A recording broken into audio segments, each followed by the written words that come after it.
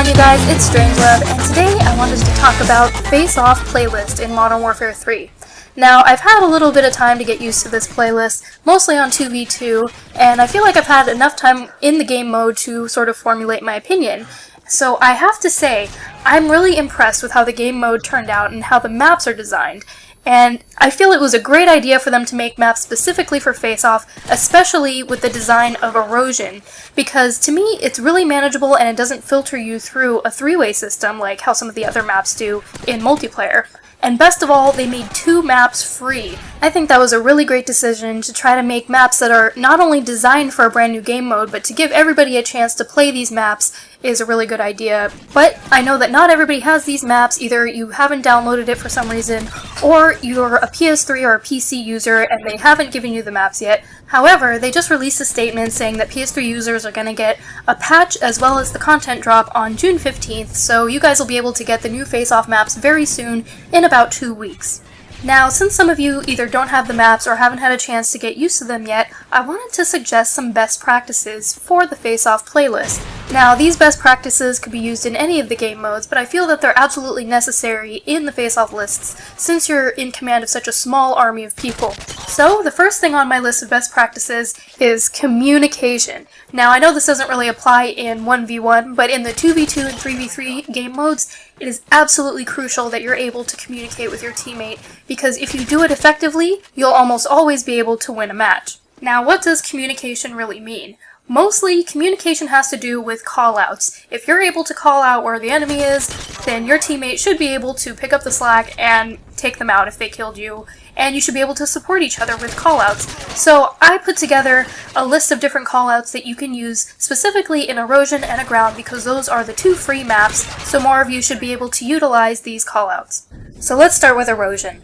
Erosion has a main hotspot right in the center of the map, and I like to call it the tower. Most other people do too, because it's like a little watchtower, and whoever sits up there is really overpowered because they have a huge vantage point over the whole map. Now, part of what makes this spot really overpowered is the fact that it has no ceiling, so if you try to walk up there and shoot a rocket, you can't shoot it at the roof through the window because it's just going to fly straight through the ceiling. So if you can't see the enemy in any of the windows, you could try to do what I like to do.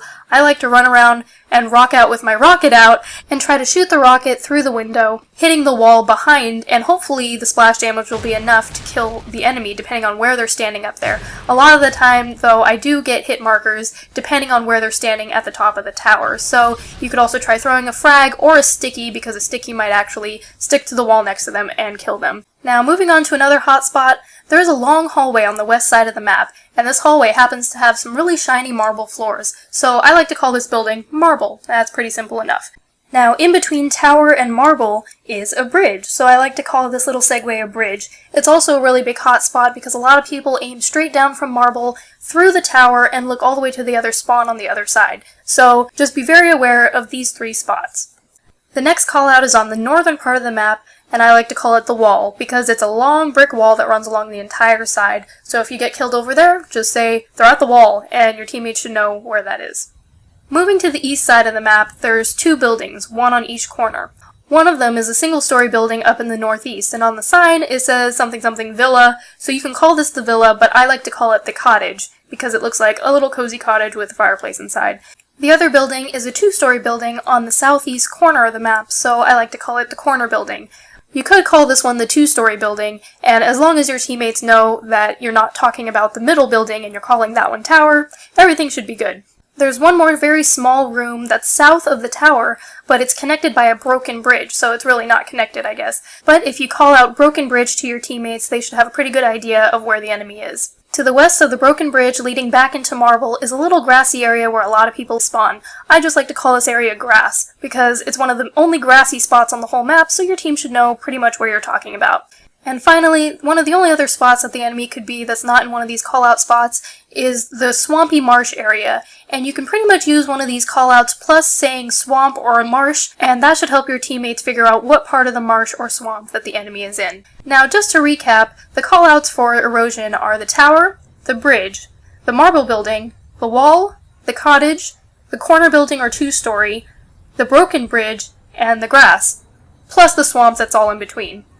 Now, since there's no party chat in the face-off game mode, your enemy might hear you on the death chat making these callouts to your teammates, so you might want to propose some alternatives. Like, for example, the marble building kinda looks like a Twinkie, so you might want to call it Twinkie. You could really propose anything as long as you and your teammates are agreed on the callouts, and it'll help to distract the enemy because they won't recognize the callouts you're making. Now let's move on to Aground. The callouts for this are pretty straightforward. The initial spawns are on the beach, which you could just call the beach, and directly diagonal from that on the other side, which I like to call the rocks because it's pretty much just a rock area. Right next to the rock spawn is where a lot of people like to run down. I like to call this area the cliff because it's pretty much just a cliff in the side of the mountain. At the end of the cliff is the cave, and a lot of people like to camp in the cave. I find myself using this call out a lot. I'll be saying, they're in the cave, and your teammates should know exactly where you're talking about. Now in the middle is a big long broken ship. And it doesn't really help to say they're on the ship because there's two different sides to it, so you could use the cardinal directions of east and west side of the ship, or you can propose your own alternative names like poop deck or boobies. And this goes for all of the other callouts as well. As long as your whole team is agreed on what they mean, you can call the cave the vajayjay, and that would probably work just as well. But those are the callouts that I would recommend for you guys to start using, and even if you say something to your teammate like behind you or to the right, it's not very informative, but it's better than saying nothing, and sometimes that's just what comes out in the heat of the moment. So get used to using callouts, and it's going to help you out a ton. Now, once you get communication down, the other best practice that I would suggest you utilize is to be aware of your surroundings at all times, especially be aware of where your teammates are spawning. Because depending on where they spawn, you'll be able to predict where the enemy is going to be. And this is especially true for maps like Aground, where if your teammate is spawned on the opposite end of the ship, you know that the enemy is going to be right behind you. So just watch your back, be very aware of where your teammate is spawning or dying, and this will help you get a jump on the enemy team. So those are pretty much my best practices for playing the face-off playlist, and hopefully these will work out for you guys. There's one more thing that I wanted to mention, and that's a couple days ago, Infinity Ward made some suggestions on their Facebook page about some desired updates that might be coming in the near future, and one of those updates is relevant to the face-off playlist. They're thinking about adding Shipment and Rust from the old Call of Duty maps to Face-Off, and I think this was a very interesting idea because we're already used to these maps. I know Shipment is super small, and I think that would be a good idea for game modes like 1v1. I also thought that it would be interesting if they brought back Old School mode, and this was a mode that was in the private matches when you would play Shipment. There would be little guns that pop up everywhere, and you would be able to run through and grab different guns. You wouldn't have a set class system, and I thought that was really cool. It was really fun. That would just be a nice alternative to the different game modes that are already in Modern Warfare 3. I also enjoyed Rust, and I think it's a pretty good size for the Face-Off playlist, so let me know in the comments what you think of them adding Shipment and Rust, or what you think of Face-Off. I really enjoy this playlist, and hopefully my best practices will help you out when you play the playlist as well. Thanks so much for watching, you guys. As always, this is StrangeLuv signing out. Mwah! Have a wonderful day, and take it easy.